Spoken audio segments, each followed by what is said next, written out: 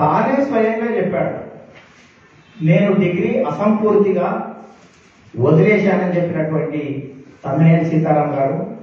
అదే రకంగా 2019 ఆంధ్రప్రదేశ్ శాసనసభకు జరిగినటువంటి సాధారణ ఎన్నికల్లో ఆముదాల వలస నుంచి ఎమ్మెల్యేగా పోటీ చేస్తే ఎన్నికల అఫిడవిట్ లో కూడా చాలా స్పష్టంగా పేర్కొన్నారు, తాను డిస్కంటిన్యూడ్ డిగ్రీ అని చెప్పాడు. దాంట్లో కూడా ఎన్నికల అఫిడవిట్ కు సంబంధించినటువంటి చూస్తే ఆయన 2019లో ఎన్నికల కమిషన్ కి ఇచ్చినటువంటి ఎన్నికల అఫిడవిట్, ఈ అఫిడవిట్ ఇవాళ నెట్ లో ఉంది, ఎవరైనా కూడా సెర్చ్ చేసి చూడొచ్చు. ఎన్నికల అఫిడవిట్ లో కూడా పార్ట్ బి లో పాయింట్ నెంబర్ 11 లో highest education qualification bachelor of arts discontinued government degree college Srikakulam అని చాలా స్పష్టంగా ఎన్నికల అఫిడవిట్ లో 2019 సంవత్సరంలో తానే స్వయంగా తన ఎన్నికల అఫిడవిట్ లో పేర్కొన్నాడు. ఒకవైపు టీవీ ఇంటర్వ్యూలో చెప్పాడు, రెండోది ఎన్నికల అఫిడవిట్ లో కూడా చాలా స్పష్టంగా పేర్కొన్నటువంటి తమ్మినేని సీతారాం గారు మరి 2019లో స్పీకర్ కాగానే అదే సంవత్సరం LLB 3 సంవత్సరాల కోర్సులో అడ్మిషన్ ఏ రకంగా పొందారు, నెలల వ్యవధిలోనే డిగ్రీ సర్టిఫికేట్ ఏ రకంగా సంపాదించారు, డిగ్రీ సర్టిఫికేట్ ఏ రకంగా వచ్చింది అనేది కూడా చాలా చెప్పవలసినటువంటి అవసరం ఉంది. రాజ్యాంగబద్ధమైనటువంటి పదవిలో ఉన్నటువంటి తమ్మినేని సీతారాం గారు తమకేమన్నా ఉన్నత చదువుల కోసం ఏమన్నా మినహాయింపులు ఉన్నాయా? ఉస్మానియా యూనివర్సిటీ అధికారులు కూడా ఇట్లా ఉన్నత హోదాలో ఉన్న వారికి, స్పీకర్ హోదాలో ఉన్న వారికి, రాజకీయ పదవులలో ఉన్న వారికి మీరు ఉస్మానియా యూనివర్సిటీ వారు కూడా ఏమన్నా మినహాయింపులు ఇస్తుండ్రా, మీరు కూడా చెప్పవలసినటువంటి అవసరం ఉందని ఇద్దరిని కూడా నేను డిమాండ్ చేస్తున్నాను. డిగ్రీ లేకుండానే చేసినటువంటి తమ్మినేని సీతారాం గారు ఇవాళ శాసనసభల నీతి చంద్రిక వల్లిస్తున్నారు, నీతులు చెప్తున్నారు, వేదాలు వల్లిస్తున్నారు.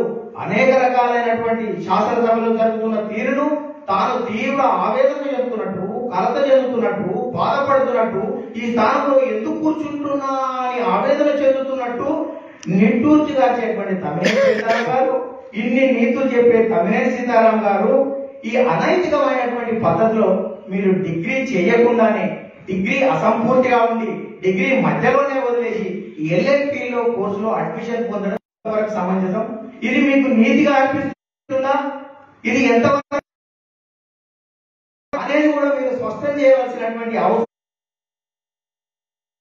ఎంతైనా ఉంది. ఇవాళ ఉస్మానియా యూనివర్సిటీ అధికారులు, తమ్మినేని సీతారాం గారు, మీరు ఇద్దరు కూడా స్పందించవలసినటువంటి సమయం ఆసన్నమైంది. ఇవాళ తమ్మినేని సీతారాం గారు అంటే ఒక వ్యక్తే కాదు, ఆమ్దాల వలసకు ఎమ్మెల్యేనే కాదు, ఆంధ్రప్రదేశ్ శాసనసభాపతి కాకుండా 175 మంది ఎమ్మెల్యేలకు నువ్వు ఒక అధ్యక్షుడివి, అధిపతివి. అటువంటి వ్యక్తివి, నిత్యం నీతులు చెప్పేటువంటి వ్యక్తివి, నీతులు వల్లించేటువంటి వ్యక్తివి ఏ రకంగా ఈ రకంగా తప్పుదారులో డిగ్రీ చేయడం అనేది, డిగ్రీ లేకుండానే మీరు LLB చేయడం అనేది ఏ రకంగా సాధ్యమవుతుందని దీనిని బట్టి అసలు ఉస్మానియా యూనివర్సిటీ పరిధిలో ఉన్నటువంటి ప్రైవేట్ కాలేజీలో కొన్నింట్లో ఎంతమంది కేటుగాళ్ళు, అడ్వకేట్లు అయ్యారో, కేటుగాళ్ళు అయ్యారో, ఇది ఏ రకంగా ఎంత ఈజీగా కాగలుగుతుంది?